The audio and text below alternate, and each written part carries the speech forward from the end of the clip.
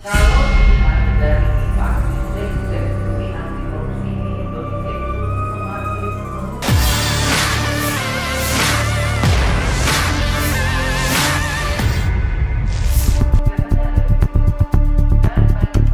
Kepala Kejaksaan Negeri Takalar, Tendri Awaru, memberikan pemahaman pencegahan tentang korupsi di depan para ASN Pemkab dan anggota DPRD Takalar.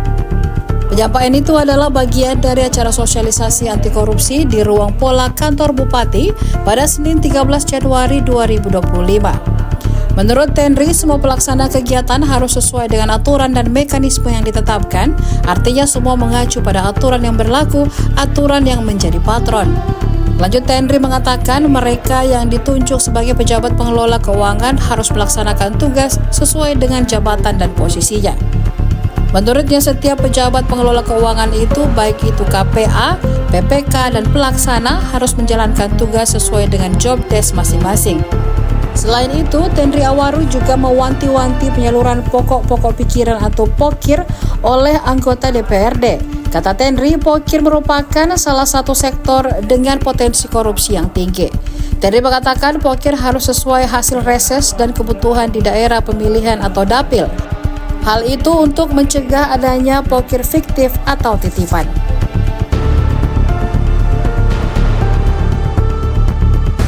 kegiatannya seperti apa, itu kita lakukan sosialisasi supaya tidak ada lagi sisi terjadi pidana korupsi khususnya di dalam pelaksanaan. Untuk hari ini semua OPD di Takalar Ya. kita sasar sosialisasi. Ya, jadi para pimpinan dan anggota DPRD, kepala OPD, camat dan kepala desa, kepala OPD beserta dengan pengelola keuangan bendaharanya. Ibu, apa saja tadi poin-poin pencegahan yang disampaikan? Pencegahan yang pertama ya tentu semua pelaksanaan kegiatan harus sesuai dengan aturan dan mekanisme yang sudah ditetapkan. Artinya semua mengacu kepada aturan-aturan yang berlaku yang menjadi patron. Terus yang kedua, setiap pejabat pengelola keuangan itu melalui baik itu dari KPA, PPK sampai pelaksana kegiatan di bawah itu harus melaksanakan tugasnya sesuai dengan job description-nya masing-masing. Jangan ada yang misalnya jadi KPA merangkap juga jadi bendahara, kan banyak begitu ya. Artinya memang semua kegiatan di tiap bidangnya itu dilaksanakan sesuai dengan anggaran yang sudah ditentukan dalam DPA penilaiannya. Ketiga ya tentu kita harapkan ada fungsi kontrol dari masyarakat. Bagaimana pelaksanaan kegiatan di pemerintahan daerah yang dananya dikelola, yang anggarannya itu berasal dari keuangan daerah bisa dikelola dengan baik.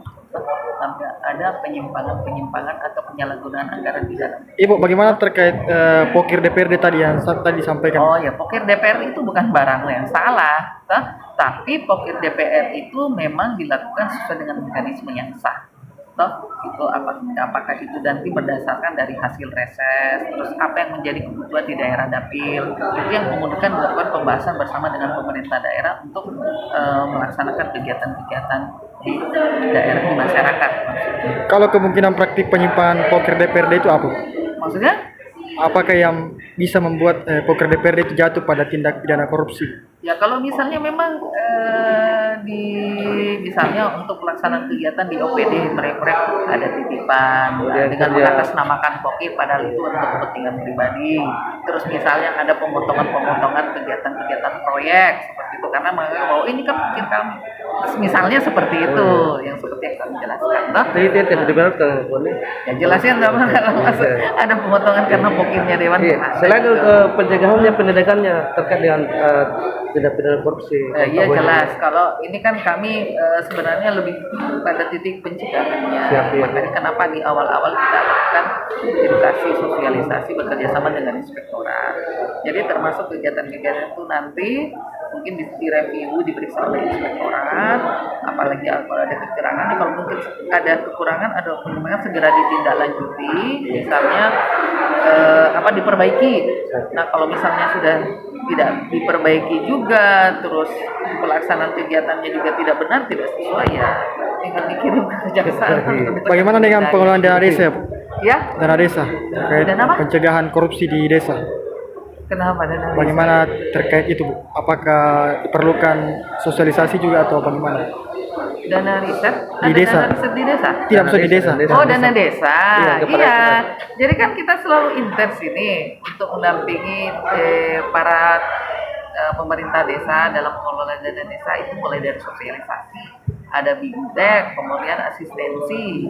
Itu. Jadi insya Allah mudah-mudahan ini bisa berjalan dengan baik lah. Kalau terkait dengan beberapa perkara saya dengar di kejaksaan yang sementara bergulir di tahun kemarin, sekarang kan ada beberapa yang sudah sidik. Sampai hari ini kan belum penetapan TS. Oh, belum tersangka, ya. Ada beberapa perkara itu yang sudah sidik. Yang sudah disidik kemarin ini pekerjaan talut ya. Itu sementara kami menunggu hasil dari ahli konstruksinya ya. Karena masih tunggu itu. Ada berapa perkara itu Bu dari 2024 yang masih lanjut? Masih lanjut yang sudah sidang 2, dana BOS dengan BBM. Untuk penyidikan ini itu yang pembangunan talut. 1 ya Bu? Ya, 1. Oke. Makasih Bu. Ya, oke. Download Tribun X sekarang. Menghadirkan lokal menjadi Indonesia.